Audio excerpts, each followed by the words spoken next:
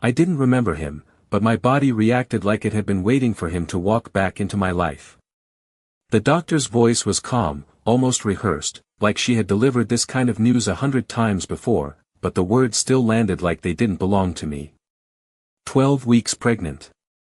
I stared at the black and white screen, at the faint flicker that was supposed to mean something, supposed to change everything, and all I could think was that it didn't make sense. My hands trembled in my lap, fingers laced together so tightly they ached, as if pressure alone could force memory to surface. There should have been a name. A face. A night I could trace back to this moment. But there was nothing. Just a blank space where something important should have been. Are you sure? I heard myself ask, my voice quieter than I expected, like it was coming from someone sitting behind me instead of inside my chest. The doctor gave a small nod, gentle but certain, and turned the monitor slightly, as if a different angle might make it easier to accept. It didn't. Outside the window, the city moved like it always did, cars passing, people crossing streets, sunlight reflecting off glass buildings like nothing had changed, but inside that room, everything tilted. I tried to breathe the way they tell you to in stressful situations. Slow. Steady. In through the nose, out through the mouth. It didn't help. Because breathing didn't answer the only question that mattered. How? I closed my eyes for a second, just 1 second, hoping something would break through. A memory. A voice. A touch. Anything. But all I found was the same quiet emptiness, like a door in my mind that had been locked from the inside. When I opened my eyes again, the image was still there. Unchanged. Unmoving except for that faint flicker. Real. Too real. Do you want me to call someone? The doctor asked softly. I almost laughed, but it got stuck somewhere in my throat before it could become sound. Call who? The man I couldn't remember. The version of myself who apparently made choices I had no recollection of. I shook my head instead, forcing a small, polite smile that didn't reach anywhere near my eyes. No. I said. I'm fine. The lie came easily. Too easily. Like I had practiced it before without realizing. I slid off the exam table, my feet hitting the floor with a soft thud that grounded me just enough to keep moving. One step. Then another. The paper on the table crinkled behind me as I grabbed my bag, fingers fumbling with the zipper for a second longer than they should have. Everything felt slightly out of sync, like I was half a second behind the world. In the hallway, the fluorescent lights buzzed overhead, steady and indifferent. People walked past me, nurses in scrubs, patients scrolling on their phones, conversations blending into background noise that didn't quite reach me. I pressed my hand flat against my stomach without thinking, the gesture instinctive, protective, even though I still didn't fully believe it. 12 weeks. That meant this had been happening long before today. Long before I sat in that chair trying to make sense of it. Long before I realized something was missing. I stopped walking. Just for a second. Just long enough for a thought to settle in, quiet but impossible to ignore. If I didn't remember him, then why did it feel like he was about to find me? I told myself it would go away if I acted normal, like the kind of problem that only existed if you gave it attention, so I chose the dress, smiled for the mirror, and repeated the version of my life that made sense, the one where Daniel Hayes stood at the end of the aisle waiting for me with steady hands and a future that felt safe, predictable, real, and for a few hours I almost believed it, almost convinced myself that whatever had happened in that doctor's office belonged to a different version of me, someone I no longer had to be, but the feeling did not leave, it stayed just beneath my skin, quiet and watchful, like a storm you could not see yet but could feel in the air, and when the music started and the doors opened, that feeling sharpened, turning into something heavier, something that made each step down the aisle feel slower than it should have been, my heels echoing softly against polished wood as every eye in the room followed me, smiling faces, warm lights, familiar voices, everything exactly the way it was supposed to be, except for the way my heart would not settle into a normal rhythm. It kept climbing, faster, louder, like it was reacting to something I had not seen yet, and then I saw Daniel, his expression soft, reassuring, the kind of look that told me I was exactly where I belonged, and I held on to that. I held on to him. Because it was easier than questioning the doubt curling in my chest, easier than asking why my fingers trembled when I reached for his hands, easier than admitting that part of me felt like I was about to make a mistake I could not explain. The officiant began to speak, words about commitment and forever, about promises and trust, and I nodded at the right moments, repeated what I was supposed to repeat, letting the rhythm carry me forward, letting the structure of it hold me together, and when Daniel looked at me and said my name, full and certain, I opened my mouth to respond, to step into the life that had been planned, and that was when the doors behind me opened again, not gently, not quietly, but with a presence that pulled every ounce of attention away from the altar, away from the vows, away from everything that had felt solid just seconds before. The room shifted, conversation stopped, the air itself seemed to tighten, and I did not turn right away. I did not want to, because something in me already knew that whatever was behind me was the reason my heart had not calmed down all day, and when I finally looked, it felt less like seeing someone new and more like recognizing something I had been trying not to remember. He stood there like he belonged in a different world entirely, dark suit, controlled posture, eyes that did not search the room but went straight to me as if there had never been any doubt about where I would be, and the moment our eyes met, something inside me reacted before I could stop it, a sharp, involuntary pull, like a memory trying to surface through layers of silence. I tightened my grip on Daniel's hands without thinking, grounding myself in what was real, in what I understood, but it did not stop the way my breath caught, it did not stop the way my pulse shifted into something unfamiliar, something that felt like recognition without context, and the man did not rush, did not raise his voice, did not need to, because the entire room adjusted around him anyway, people stepping aside without being asked, attention bending toward him as if it had no choice, and when he finally spoke, it was not loud, it was not dramatic, it was precise, controlled, and directed only at me, as if no one else in that room existed at all. "Emily," he said. And hearing my name in his voice made something in my chest tighten in a way I could not explain, like he had said it before, like I had heard it before, even though I knew I had not, even though I was certain I had never met him, and yet my body did not agree with that certainty. My body went still, listening, waiting, and when he took one step closer, just one, it felt like everything I thought I understood about my life shifted slightly out of place, enough to make me realize that whatever was about to happen had already started long before this moment. Daniel's fingers tightened around mine, not enough to hurt, just enough to remind me where I was supposed to be, but I could feel the shift in him, the confusion turning into something sharper as he followed my gaze and saw the man walking toward us like he had every right to interrupt something that did not belong to him, and the room held its breath in a way I had never experienced before, like everyone understood something important was happening even if they did not know what it was, and I wanted to speak, to say something normal, something that would pull this moment back into place, but my voice would not come. It stayed trapped somewhere between my chest and my throat as the distance between us closed, one step at a time, measured, controlled, inevitable, and with each step my heart reacted like it recognized the rhythm, like it had memorized it before I ever consciously heard it, which made no sense. None of this made sense, because I knew who I was, I knew my life, I knew the timeline that led me here, and there was no place in it for him, no memory that explained why my pulse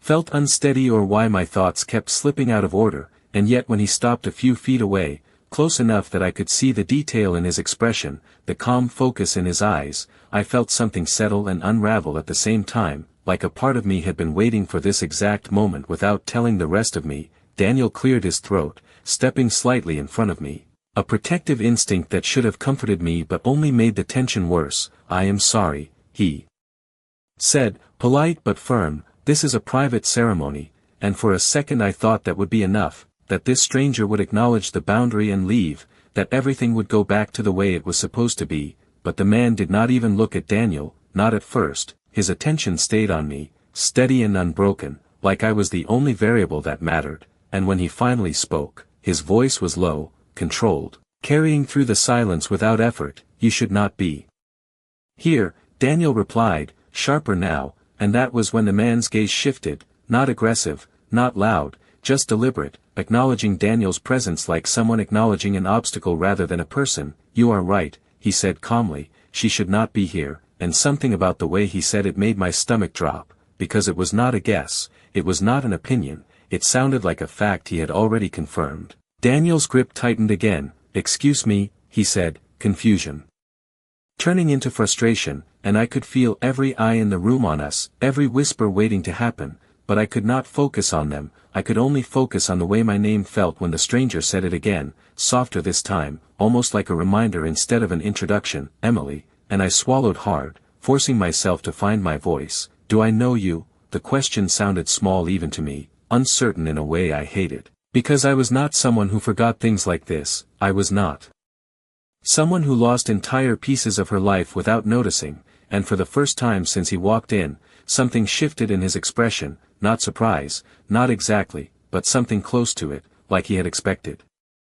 Resistance, but not this kind of confusion, and that small reaction made something cold settle in my chest, because it meant he knew more about me than I knew about him, more than I knew about myself, and when he answered, he did not hesitate, did not soften the words or try to ease them into the moment. He just said them, direct and undeniable. "You do not remember me," and the way he said it was not a question. It was a conclusion, one that landed harder than anything else that had happened so far, because it confirmed the one thing I had been trying to ignore since the doctor's office, that there was something missing, something real, something important, and before I could respond, before I could even process the weight of that statement, he added, just as calmly, just as precisely, "But you are carrying my child," and the words did not echo, they did not explode, they just existed in a space between us, heavy and impossible, and for a second the entire world seemed to go completely still as I realized that whatever I had been trying to deny was no longer something I could pretend did not exist. The words did not feel real when they reached me, they felt like something spoken in the wrong room, in the wrong life, and for a second I genuinely thought I had misheard him, that my mind had rearranged something simple into something impossible, but the silence that followed made it clear that I had heard him exactly right, every single person in that room heard him exactly right, and the weight of it pressed down so suddenly that I had to pull my hand away from Daniel's just to breathe. "That is not possible," I said, and my voice sounded steadier than I felt, like I was borrowing confidence from a version of myself that still believed in logic, still believed that things happened in order, that cause always came before effect, but inside my chest everything was unraveling, because I knew what the doctor had told me, I knew what the timeline said, and now there was a man standing in front of me claiming a place in that timeline that did not exist. Daniel let out a short breath. Beside me, almost a laugh but sharper, edged with disbelief. "Okay, that is enough," he said, stepping fully in front of me now, his body creating a barrier I should have felt grateful for. "I do not know what kind of mistake you think this is, but you need to leave." His tone had changed, polite gone, replaced by something protective and firm, the kind of tone that usually ended situations like this before they escalated into anything else, but the man did not react the way people normally did when confronted. He did not argue, did not raise his voice, did not even look remotely offended. He simply shifted his attention back to me again, like Daniel's presence was temporary, like it would not matter in a few seconds, and that quiet certainty unsettled me more than anything else could have. "Emily," he said again, slower this time, like he was testing how the name landed. "Think," and that single word made something tighten behind my eyes, because it was the same thing I had been telling myself since the doctor's office. "Think, remember, find the missing piece."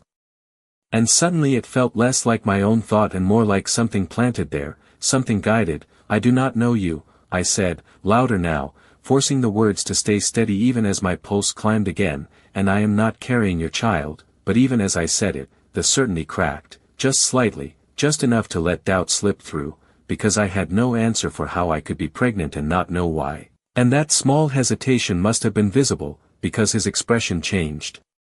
Again, softer this time, not kind, but certain, like he had just confirmed something he already suspected. "You were not supposed to remember," he said quietly, and the phrasing hit me wrong, like memory was something that could be controlled, something that could be taken or removed, and before I could ask what he meant, before I could demand an explanation that made sense, he reached into his jacket slowly, deliberately, not in a threatening way, just enough to draw attention, and Daniel stiffened beside me, tension snapping into place, but the man only pulled out a thin envelope, plain, unmarked, holding it between his fingers for a second before extending it toward me. Then start here, he said.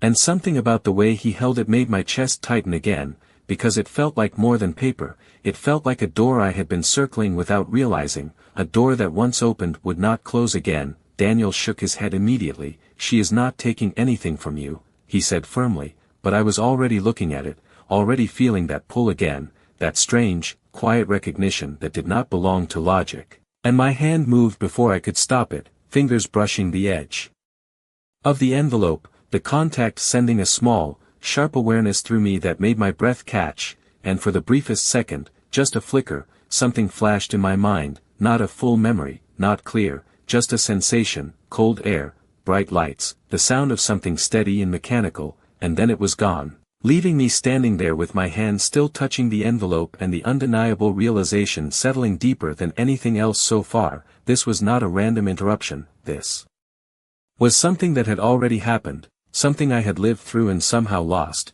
and the man in front of me was not trying to convince me of something new, he was trying to make me remember something I had already forgotten.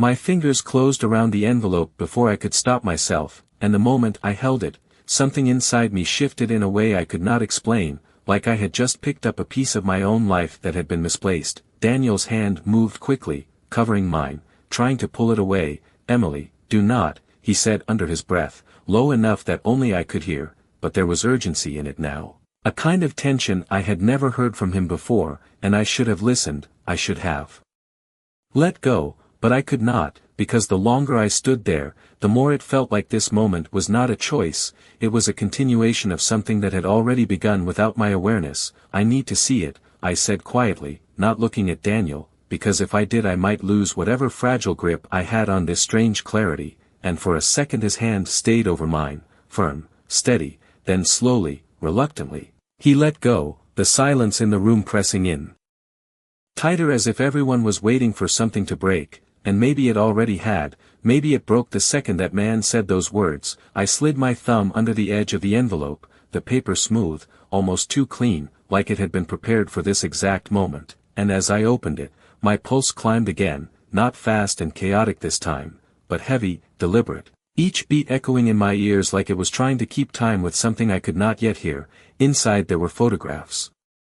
Just a few, nothing dramatic, nothing that should have changed everything the way they did. The first one showed a hospital corridor, bright lights, sterile walls, the kind of place that smelled like antiseptic and quiet urgency, and I frowned slightly, because it looked familiar in the way places sometimes do, like you have seen them in passing, in television shows, in other people's stories. But then I looked closer, and my breath caught, because that was not just any hallway, that was a place I had been, not in memory, but in something deeper, something that recognized the angle of the walls, the pattern on the floor, the reflection of light on polished surfaces. My fingers tightened around the photo as I pulled out the next one, and this time it was not a hallway, it was a room, a hospital room, machines beside a bed, quiet and steady, and there, standing near the edge of the frame, was me. Or at least it looked like me, same face, same hair, same posture, but the expression was different, focused, intent, like I was in the middle of something important, something urgent, and I could feel my heart stutter as I stared at it, because I had no memory of ever being there, no memory of that night, of that room, of that version of myself. That is not possible, I whispered again, but this time it sounded weaker, less certain, because the proof was right there in my hands, undeniable and clear. Daniel stepped closer beside me, his voice tight, controlled. These could be anything, staged, edited, he said quickly, but I barely heard him, because I was already pulling out the last photograph, and this one made everything else fade into the background. It showed the same room, same lighting, same machines, but the angle was closer, more focused, and this time I was not alone. There was someone else in the frame, lying on the bed, partially turned away, features not fully visible, but there was no mistaking the presence, the stillness, the weight of that moment, and I was standing beside him, one hand near his arm, like I was watching over him, like I was waiting for something to happen. And as I stared at that image, something flickered again in my mind, stronger. This time, not clear, not complete, but enough to make my breath catch, the sound of a monitor, steady and rhythmic, the cold air against my skin, the feeling of standing in that exact spot, and then his voice, close, too close, pulling me back before the memory could fully form. "You stayed," he said quietly, and I looked up at him, my vision slightly unfocused, my thoughts struggling to catch up. "You were not supposed to," he added, and something in the way he said it made a chill move through me, not fear, not exactly, but recognition of something larger than I understood, and in that moment, holding those photographs, feeling that incomplete memory pressing at the edges of my mind, I realized that this was no longer about whether I believed him or not, it was about the fact that a part of my life had been erased, and he was the only one standing in front of me who seemed to know what had been taken. The photograph trembled slightly in my hands, not because the paper was fragile but because something inside me refused to stay steady, like the image was pulling at a thread I did not know how to hold on to, and I realized I had stopped hearing the room entirely, the guests, the music, even Daniel beside me, all of it faded into something distant and irrelevant, because this was louder, this quiet proof that I had been somewhere I could not remember, that I had stood beside someone I did not know, and somehow that moment had changed everything without my permission. "You were there," he said again, and his voice was not forceful, it did not need to be, because the evidence was already in my hands, and I hated that he did not have to convince me. That part of me was already starting to believe him without fully understanding why do I not remember any of this? I asked, and the question came out sharper than I intended, edged with frustration that had been building since the doctor's office, since the first moment I realized something was missing, and this time he did not answer immediately. His eyes studied me for a second longer than before, like he was measuring something, deciding how much to say, and that pause told me more than words could have, because it meant there was an answer, one he was choosing whether or not to give, because you were not meant to, he said finally, and that answer settled wrong, like a piece of a puzzle forced into place without fitting. Daniel stepped closer again, his presence firm, grounding. "Emily, this is insane," he said, louder now, no longer trying to keep the moment contained. "You do not know him, these pictures do not prove anything, anyone could have put this together," but even as he spoke, I could hear the uncertainty creeping in. Because the photos were too specific, too precise, they did not feel random, they felt like fragments of a story that had been cut out of my life. "Then explain it," I said, turning slightly toward Daniel but not fully, because I could not pull my attention away from the man in front of me. "Explain how I am in a place I have never been," and Daniel did not answer, not right away, because there was no simple explanation for that, no easy way to dismiss what I was holding. And that silence stretched just long enough for something else to take its place. Something quieter but more certain, the truth that this was real whether I wanted it to be or not. "You stayed with me for 6 hours, the man said, and the words were calm, factual, like he was reciting something already documented. "No one asked you to, no one expected you to, but you stayed," and as he spoke, the faint flicker in my mind returned, stronger this time, the steady rhythm of a machine, the dimmed lights of a hospital room late at night, the feeling of exhaustion pressing down on my shoulders while I refused to leave, and I pressed my fingers harder against the photograph, trying to anchor that sensation before it slipped away again. "Why?" I asked, more to myself than to him, because I could feel that question echoing inside me, unanswered and urgent, and for the first time since he arrived, something in his expression shifted in a way I could not immediately define, not softer, not warmer, but less distant, like the memory belonged to him too, like it mattered in a way he had not shown until now.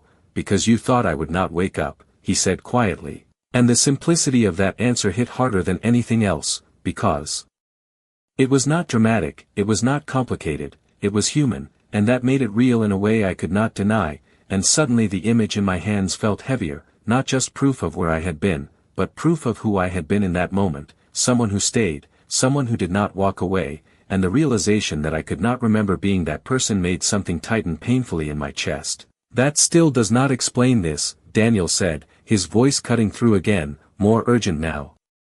And I knew what he meant, I knew exactly what part of this he was refusing to accept, because I was struggling with it too, the gap between that night and now, the connection that should not exist and yet did, and I forced myself to look back at the man, to meet his eyes fully this time despite the way it unsettled me. Then explain it, I said again, steadier now, because I needed the answer whether I was ready for it or not. Explain how any of this leads to what you said, and this time he did not hesitate, his gaze held mine without wavering, his voice just as controlled as before. You did not just stay, he said, and something in the way he paused made my breath catch before he even finished. You were the only one I responded to, and the words settled between us slowly, deliberately, like they were opening another door I was not prepared to walk through. And in that moment I realized that whatever I had lost was not just a memory, it was something that had connected me to him in a way I did not yet understand, and that connection had not disappeared just because I could not remember it.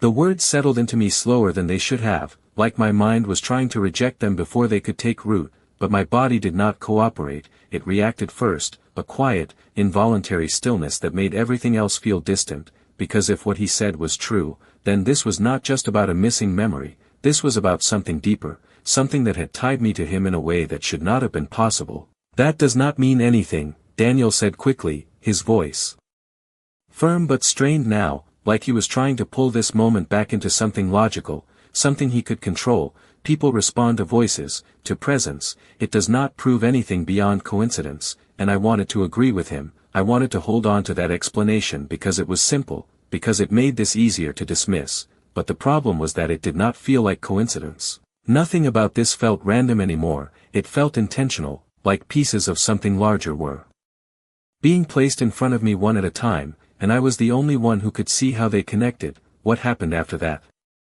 I asked, and this time my voice did not shake, it came out steady, deliberate, because I needed to understand where this was leading. He watched me for a moment, that same measured look, like he was deciding again how much to give, but then he spoke. You left before I woke up, he said, and the statement should have created distance, should have separated me from whatever connection he was claiming, but it did the opposite, because it left a gap, a missing piece that made everything feel unfinished. So you never even spoke to me, I said, and there was something sharp in that realization, something that made this entire situation feel even more impossible, because how could someone claim something so personal from a moment that never even completed itself? And for the first time, something close to frustration flickered across his expression, not directed at me, but at the situation itself. No, he said, but you spoke to me, and that answer made my breath catch again.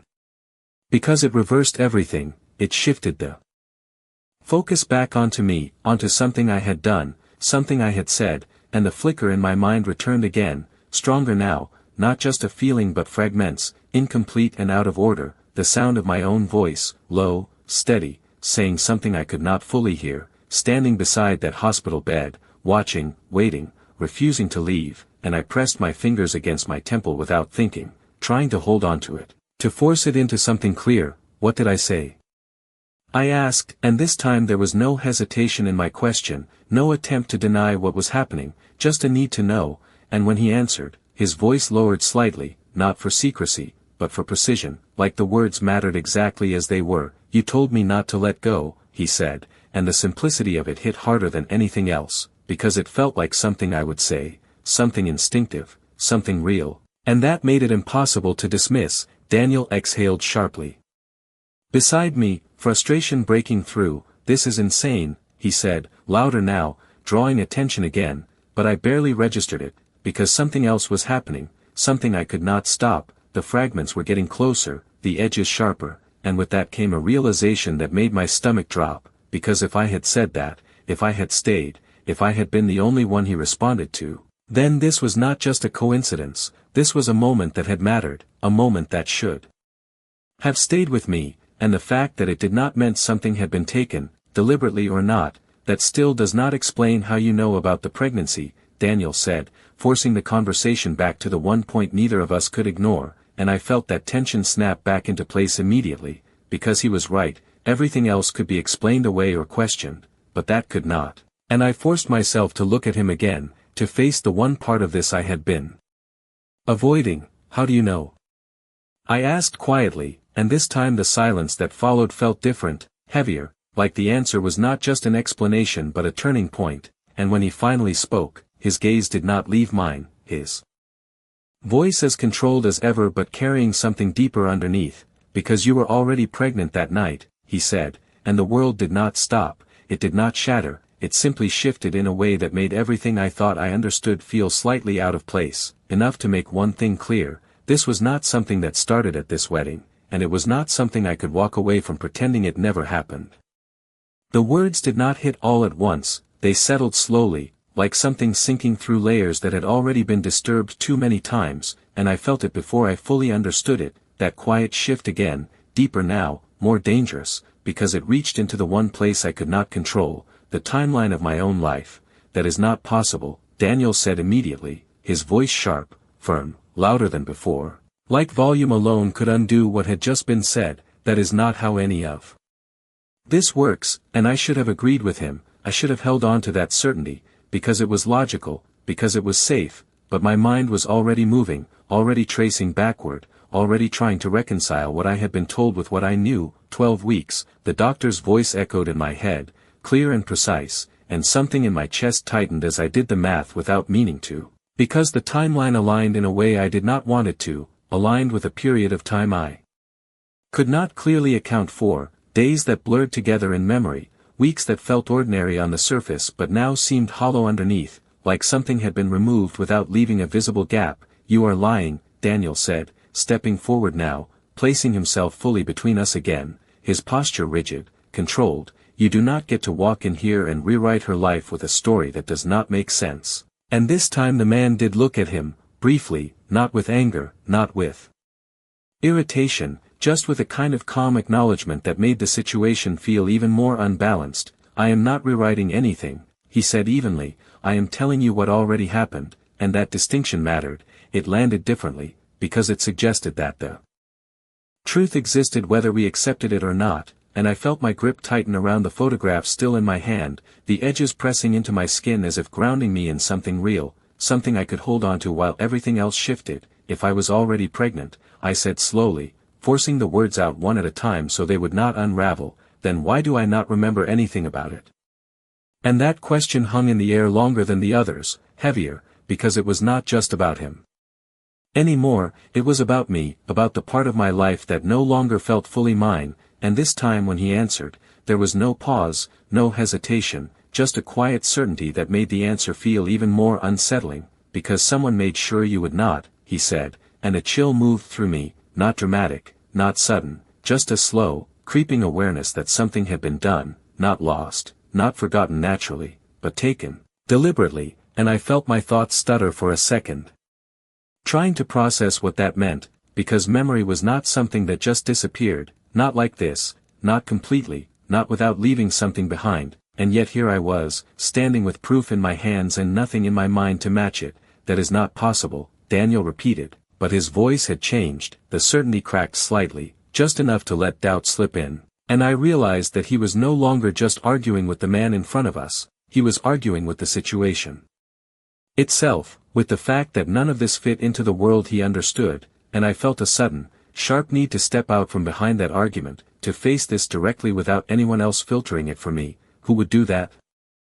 I asked, and my voice was quieter now, not because I was unsure, but because the question itself felt heavier than anything else I had said so far, and when he looked at me, really looked at me this time, there was something different in his expression, something that acknowledged the weight of what I was asking. The same people who were watching that night, he said, and the words landed with a strange kind of clarity, because they connected something I had not fully considered before, the hospital, the missing records, the fact that the photographs existed at all. None of it felt random anymore, it felt observed, documented, controlled, and suddenly the flicker in my mind shifted again, not just a room, not just a machine, but the sense of being aware of something else, something beyond the immediate moment, like someone was there, just outside the edge of perception. And my breath caught slightly as that realization settled in, because it meant this was never just about a single night, it was about something larger, something that had involved me without my knowledge, and as I stood there, the wedding forgotten, the life I thought I was stepping into slipping further out of reach, I realized that the question was no longer whether I believed him or not, it was whether I was ready to find out what had been done to me and why. The word watching stayed with me longer than anything else he had said, It echoed in a way that made everything around me feel slightly artificial, like the room itself had shifted from something familiar into something staged, and I became suddenly aware of details I had ignored before, the placement of cameras near the ceiling, the subtle movements of people at the edges of the room, the way certain guests were no longer whispering but observing, and I could not tell if that awareness was new or if it had always been there waiting for me to notice it. What do you mean watching? I asked, and this time my voice was quieter, not because I was unsure, but because I did not want to draw more attention than I already had, and he stepped slightly closer, not enough to invade my space, but enough to lower the distance between us, enough to make the conversation feel contained even as the room remained silent around us. The hospital was not just a hospital, he said, and that sentence landed differently, because it suggested that the place I had seen in those photographs was something more than what it appeared to be, something with layers I had not understood at the time. It was a controlled environment, he continued, restricted access, monitored patients, and people who did not want certain outcomes left to chance. And as he spoke, the fragments in my mind began to shift again, not clearer, but closer together, like pieces of glass moving toward alignment. I could almost hear voices now, not words, just tones, measured, professional, distant, and I felt that same sensation again, that awareness of being in a space where I was not entirely alone even when it seemed like I was. You are saying someone erased my memory, I said slowly, forcing the idea into words so I could hear how impossible it sounded, but even as I said it, it did not feel entirely impossible anymore, not after everything else, not after the photographs, not after the timeline that no longer made sense. And he did not deny it, did not soften it, he simply met my gaze and said, yes, and the certainty in that single word made something inside me go very still, because it removed the last layer of doubt I could hide behind. Daniel shook his head sharply, stepping forward again. No, that is not how memory works. You cannot just remove weeks of someone's life without them noticing. And I wanted to agree with him. I wanted to believe that there would be signs, something obvious, something undeniable. But then I thought about the way my days had blurred recently, the way time had felt slightly off without me questioning it, the small inconsistencies I had dismissed as stress, and suddenly those things did not feel random anymore. They felt like gaps I had chosen not to examine too closely. What else did I forget? I asked, and the question felt heavier than the others, because it was no longer about one night or one missing piece. It was about the possibility that there was more, much more. And when he answered, his voice dropped slightly, not for effect, but because the answer itself carried weight. More than you think, he said, and that was the moment something shifted completely, not outside, but inside me.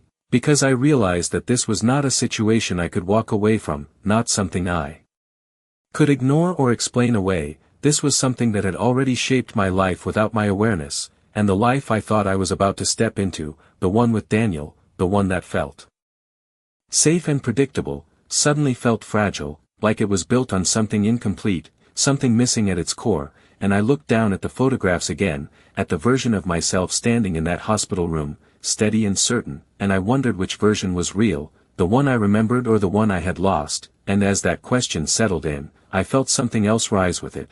Not fear, not exactly, but something sharper, something closer to determination, because if something had been taken from me, then I needed to know what it was, and more importantly, why. And when I looked back up at him, my voice was different, steadier, more deliberate than before. Then show me, I said, and in that moment I realized that whatever came next, whatever truth he was about to reveal, it was not going to give me my life back the way it was. It was going to replace it with something else entirely.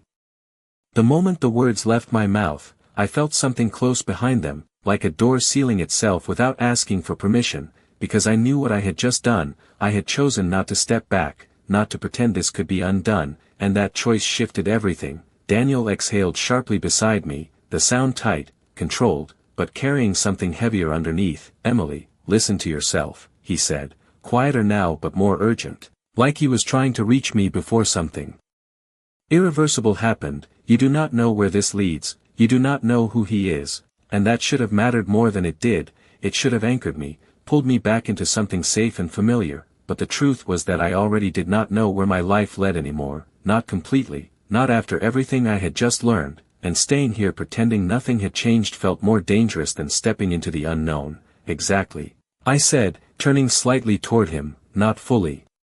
Because I could not disconnect from the presence in front of me, I do not know, and I need to, and the honesty in that answer surprised even me, because it was not defensive, it was not emotional, it was simply true, and I could see the moment it landed with him, the realization that this was no longer something he could reason me out of, that whatever had shifted inside me was not going to settle back into place just because it made things easier, and for a second his expression changed, not anger, not frustration, but something quieter, something that looked almost like loss, and that made something in my chest tighten, because I had not meant for this to hurt him. But I also knew I could not ignore what was happening just to avoid that. The man in front of me did not interrupt.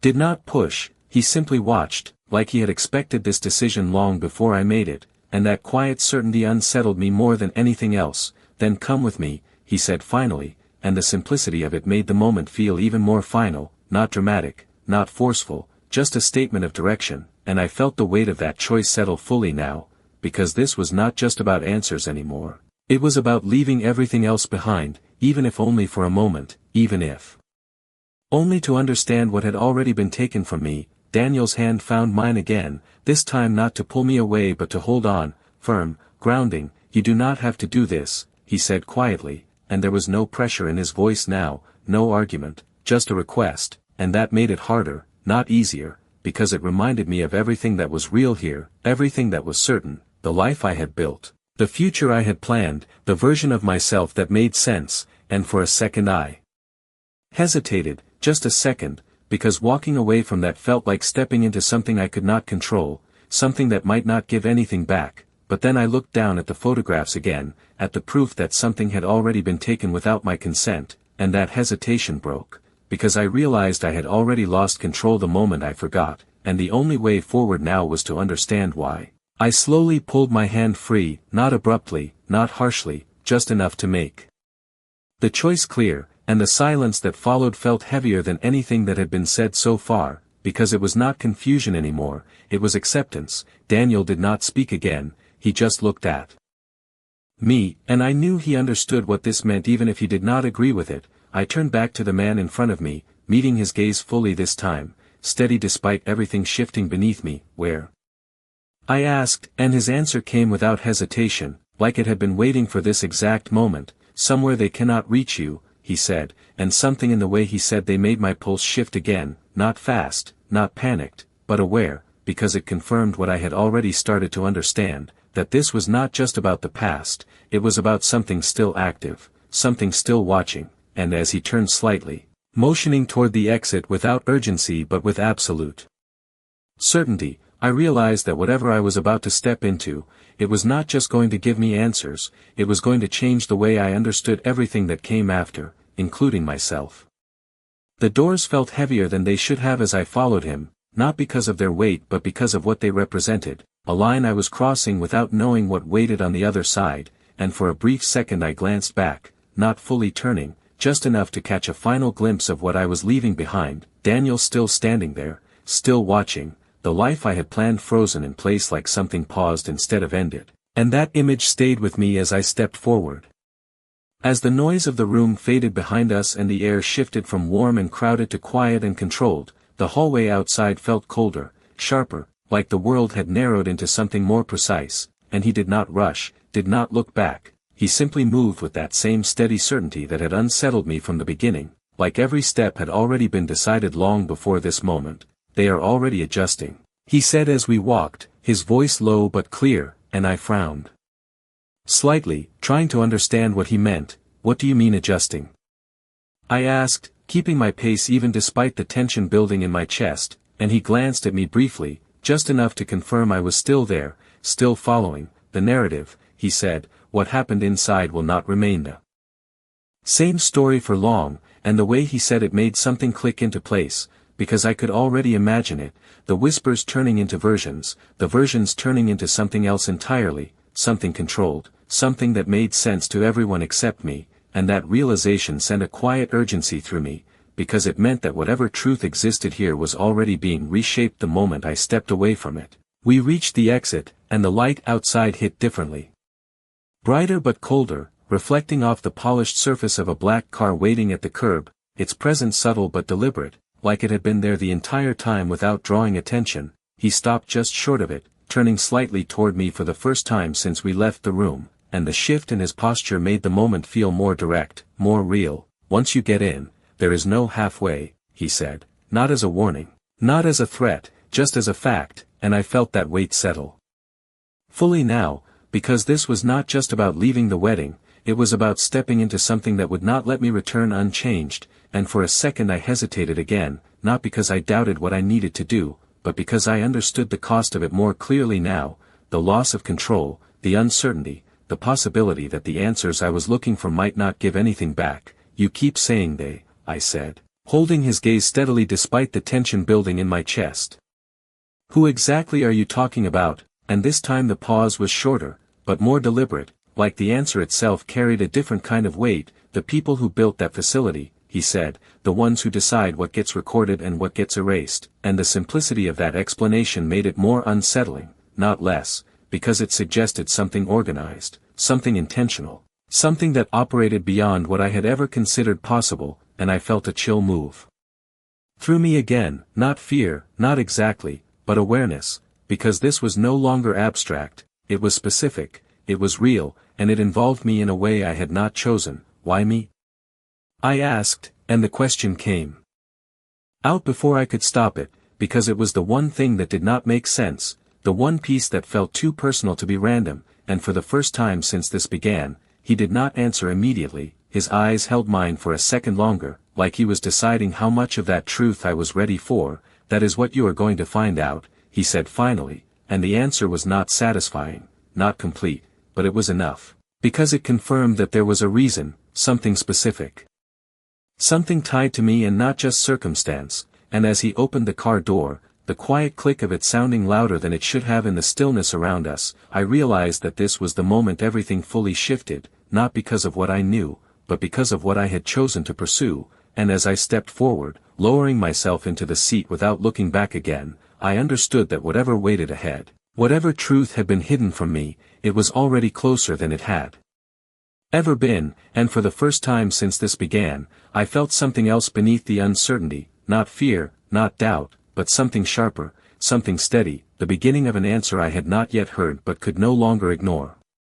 The door closed with a soft, controlled sound that felt louder than anything else, like a boundary sealing itself behind me, and for a moment I just sat there, hands resting in my lap, fingers still faintly marked from the edges of the photographs I had been holding, as the world outside the window continued without me, people walking, cars passing, everything moving in a way that no longer included the version of my life I had stepped out of, and I realized that this was the first time since it all began that I was truly alone with the choice I had made, no voices interrupting, no one trying to pull me back, just the quiet hum of the engine and the presence beside me, steady and unspoken. The car began to move smoothly, almost imperceptibly at first, and I watched the reflection of the building fade in the glass, the place where everything had shifted becoming smaller, more distant, until it was just another structure in a city that suddenly felt unfamiliar. "Where are we going?" I asked, and my voice sounded calmer than I expected, not because I felt calm, but because something inside me had settled into a kind of focus, like the uncertainty had narrowed into a single direction, and he did not look at me immediately, his attention forward, his posture unchanged. "Somewhere private," he said, "somewhere they cannot access," and the word access lingered in my mind longer than the rest, because it suggested something beyond physical presence, something that reached into systems, into records, into the parts of reality I had never questioned before, and I leaned back slightly against the seat, letting that thought unfold, because the more I considered it, the more it explained the gaps, the missing records, the absence of anything that could confirm what I had seen in those photographs. "You said they were watching," I said, turning my head just enough to look at him. "Does that mean they are watching now?" And this time he did glance at me, briefly, just enough for me to catch the shift in his expression, not concern, not fear, but awareness, like the question itself had already been accounted for. "Not here," he said, and the certainty in that answer should have reassured me, but instead it made me realize how calculated all of this was, how deliberate every movement had been from the moment he walked into that room, and I felt a quiet tension settle into my chest again. Not panic, not even fear, just a heightened awareness that I was now part Of something structured, something controlled, and that realization brought another question to the surface, one I had not fully allowed myself to ask yet: why did you come for me? I said, and this time the words felt heavier, more personal, because they cut through everything else, through the facility, the memory, the unknown people behind it all, and landed directly on him, on his decision to step into my life at that exact moment, and for the first time since I had met him. He did not answer right away. The silence stretched just long enough to feel intentional, like the answer required something more than a simple explanation: because you were not supposed to be part of this, he said finally, and the phrasing caught me off guard, because it implied that whatever had happened, whatever I had been involved in, it had not been planned for me, it had not been something I was meant to experience, and that shifted something inside me again, because it meant this was not just about what had been taken, it was about something that had gone wrong, something that had deviated from whatever plan existed. But I said quietly, not as a question, but as a realization, and he nodded once, a small, precise movement that confirmed it without adding anything else, and I looked down at my hands again, at the faint tremor that had not fully disappeared, and I understood that this was not just about recovering a memory, it was about uncovering a mistake, something that had not been meant to happen but did anyway. And as the city outside continued to blur into unfamiliar shapes, I realized that whatever I was about to learn, it was not just going to explain the past, it was going to redefine it entirely, including the part of me that had lived through it without knowing.